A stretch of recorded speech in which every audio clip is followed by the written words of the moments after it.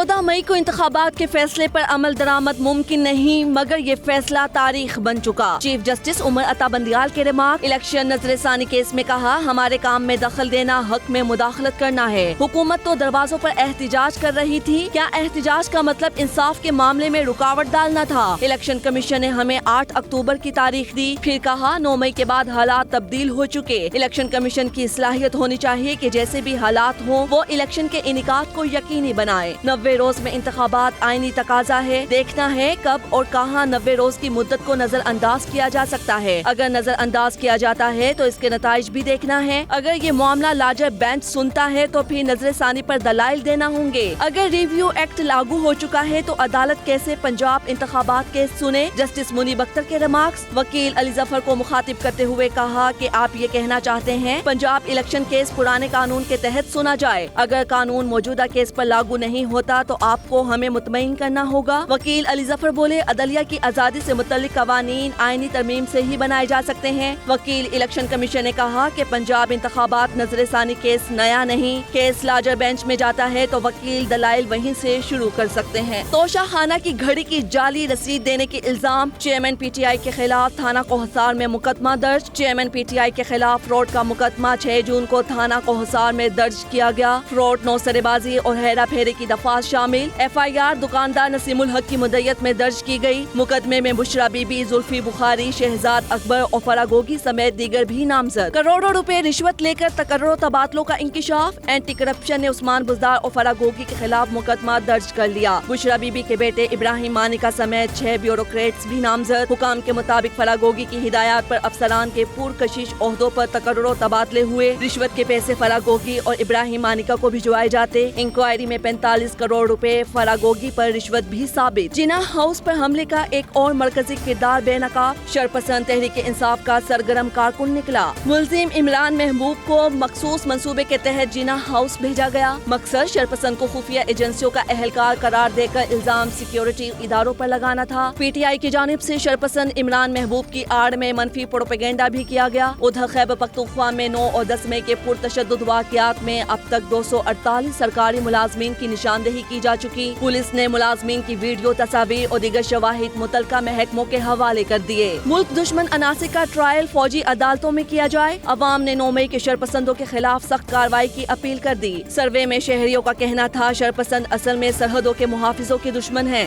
ذمہ داران اور ان کو بھڑکانے والی مرکزی قیادت کے لیے معافی کی کوئی گنجائش نہیں۔ سول عدالتوں کے کمزور نظام کی وجہ سے مجرم بچ نکلتے ہیں۔ شرپسندوں کو ملٹری کورٹس کے ذریعے سزائیں دی جائیں۔ یونیورسٹی طلبہ اور اساتذہ کا جناح ہاؤس لاہور کا دورہ، تباہ شدہ حصوں کو دیکھ کر دکھ کا اظہار۔ 9 مئی کے دل سوز واقعات کی مذمت، ذمہ داروں کے خلاف سخت کارروائی کا مطالبہ۔ وفد نے سیکیورٹی فورسز سے اظہار یکجہتی کرتے ہوئے پاک فوج کے شہداء اور غازیوں کو خراج عقیدت پیش کیا۔ لیڈی ریڈنگ اسپتال پشاور کے ڈاکٹرز اور نرسز کی ریڈیو پاکستان پشاور آمد، عمارت میں توڑ پھوڑ پر اظہار افسوس۔ امریکہ نے ایک بار پھر پاکستان میں رجیم چینج کے بیانیے کو جھوٹ قرار دے دیا۔ ترجمان امریکی محکمہ خارجہ ویدانت پٹیل کا کہنا ہے امریکی سازش سے متعلق الزامات جھوٹے ہیں۔ پاکستانی سیاست کے فیصلے پاکستانی عوام نے کرنے ہیں۔ خوشحال اور جمہوری پاکستان امریکی مفادات کے لیے اہم ہے۔ ویدانت پٹیل مزید بولے، خدیجہ شاہ امریکی شہریت کی حامل ہیں، ان کے کیس کو فالو کر رہے ہیں، کونسلر رسائی بھی مانگی گئی ہے۔ وزیر اعظم بجٹ کی تیاریوں میں متحرک، شہباز شریف سے خیبر پختونخوا کے انضمام شدہ اضلاع کے ارکان اسمبلی کی ملاقات، علاقوں کے مسائل سے آگاہ کیا۔ حکومت کا بجٹ میں خصوصی ترقیاتی منصوبے شامل کرنے کا فیصلہ۔ ایف بی آر رواں سال ٹیکس ہدف پورا نہ کر سکا، مقررہ ہدف سے 433 ارب روپے کم ٹیکس جمع۔ ہدف کے حصول کے لیے ادارے کو یومیہ 48 ارب روپے جمع کرنا ہوں گے۔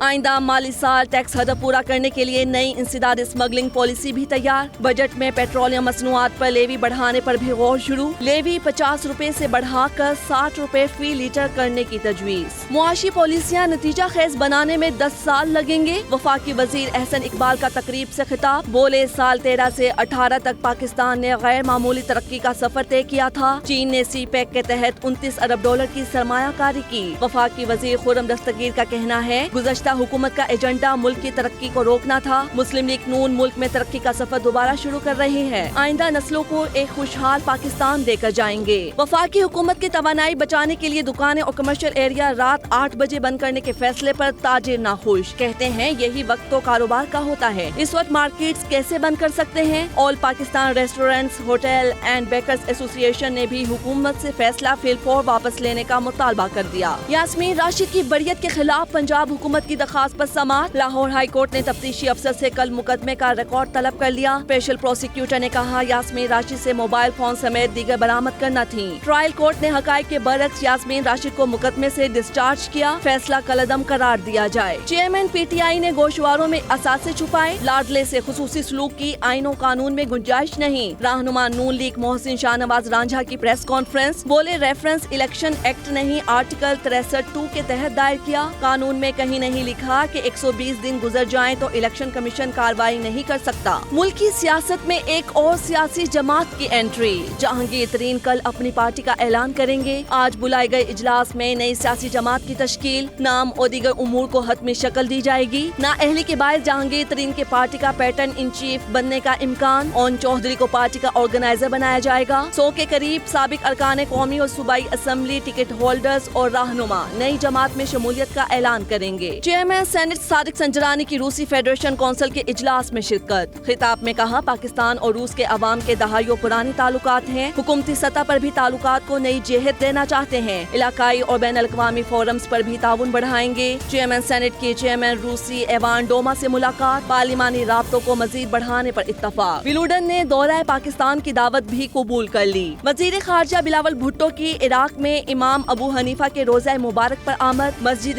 امام ابو حنیفہ کے مختلف حصوں کا دورہ کیا۔ بلاول بھٹو نے عراق کی فقہی کونسل کے سربراہ ڈاکٹر احمد حسن سے ملاقات بھی کی۔ وزیر خارجہ نے امام موسیٰ کاظم کے مزار پر بھی حاضری دی، مزار پر پھول چڑھائے اور فاتح خوانی بھی کی۔ پنجاب حکومت کا دیہات میں شہر کی طرز پر سہولتیں دینے کا پروگرام، وزیر اعلیٰ پنجاب محسن نقوی نے اب گاؤں چمکیں گے پروگرام شروع کرنے کی ہدایت کر دی۔ دیہات میں لوگوں کو بنیادی سہولتیں گھر کی دہلیز پر ملیں گی، پینے کے صاف پانی کی فراہمی، صفائی اور چوکیداری کا بہترین نظام رائج ہوگا۔ برتھ ڈیتھ سرٹیفکیٹ، شادی اور طلاق رجسٹریشن کے لیے دور دراز نہیں جانا پڑے گا۔ سپریم کورٹ نے صوبائی حکومتوں سے بچوں کی اسمگلنگ کے سدے باب کے لیے جوابات طلب کر لیے۔ بچوں کی اسمگلنگ سے متعلق کیس میں ریمارکس کیے کہ ملک میں ٹھوس قوانین موجود ہیں لیکن ان کا اطلاق نہیں ہوتا۔ انسانی اعضاء کی اسمگلنگ سے بچوں کی زندگی تباہ ہو جاتی ہے۔ بچوں کی اسمگلنگ کا معاملہ ایسا نہیں صرف پولیس پر چھوڑا جائے، اصل معاملہ اچھی طرز حکمرانی کا ہے۔ جماعت اسلامی نے غیر منتخب افراد کو میئر اور چیئرمین بنانے کا قانون چیلنج کر دیا۔ سندھ لوکل گورنمنٹ آرڈیننس 2023 کے خلاف سندھ ہائی کورٹ میں درخواست دائر، موقف اپنایا کہ بلدیاتی انتخابات کا عمل پورا ہونے کے بعد آرڈیننس سندھ اسمبلی سے منظور کیا گیا۔ براہ راست میئر منتخب کرنے کی قانون سازی غیر قانونی ہے، شیڈول کے بعد قانون سازی نہیں کی جا سکتی۔